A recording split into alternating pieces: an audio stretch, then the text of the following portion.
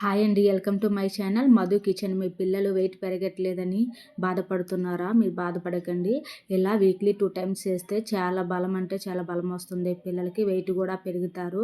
ఒక గ్లాసు మినపప్పుని ముందుగానే నానపెట్టుకోవాలి. పప్పు మినపప్పు అయినా పర్లేదు, మామూలు గుళ్ళు మినపప్పు అయినా పర్వాలేదు. నానపెట్టుకొని 2-3 అవర్స్ నానపెట్టుకున్న తర్వాత దానిలో ఉల్లిపాయలు, పచ్చిమిరపకాయలు, అల్లం, కొత్తిమీర, కరివేపాకు, జీలకర్ర, సాల్ట్ వేసుకొని బాగా కలుపుకోవాలి. బాగా కలుపుకున్న తర్వాత కళాయి కానీ ప్యాన్ కానీ పెట్టుకొని ఏదైతే దానిలోనేమో మనం దిబ్బ రొట్టె ఉంటుంది కదా, అదే మినపరొట్టిలా వేసుకోవాలి. చూడండి, నేనైతే ప్యాన్ మీద వేసుకుంటున్నాను. ఆయిల్ వేసుకొని ప్యాన్లోనేమో ఈ రొట్టెనేమో అద్దుకోవాలి.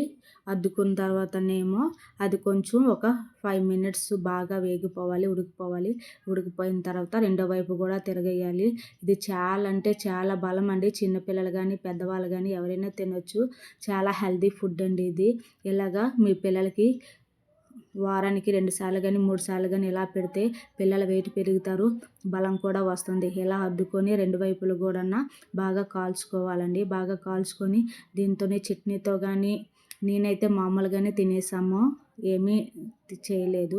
చట్నీ కానీ పచ్చడి కానీ ఏదైనా కానీ పెట్టుకొని తింటే చాలా అంటే చాలా బాగుంటుందండి. టేస్ట్ అంటే సూపర్గా ఉంటుంది. మీరు ఒకసారి మీ ఇంట్లో ఇలా ప్రిపేర్ చేసి మీ పిల్లలు పెట్టి ఎలా అనిపించిందో లైక్ చేసి కామెంట్ చేసి సబ్స్క్రైబ్ చేయండి.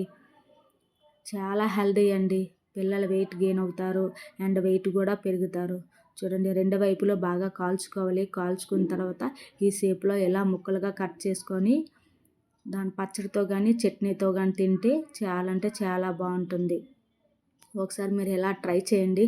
మీకు ఎలా అనిపించిందో లైక్ చేయండి, కామెంట్స్ చేయండి, సబ్స్క్రైబ్ చేయండి. మా పిల్లలైతే చాలా ఇష్టంగా తిన్నారండి. చూడండి, పిజ్జా ఎలా ఉందనేసి మా పెద్ద అబ్బాయి అయితే చాలా చాలా బాగా తిన్నాడు ఈసారి అయితే. కానీ మా చిన్న అబ్బాయి అయితే కొంచెమే తిన్నాడు, ఎక్కువేం తినలేదు. చాలా అంటే చాలా బాగుంటుందండి. లైక్ చేసి కామెంట్ చేయండి ఎలా అనిపించిందో.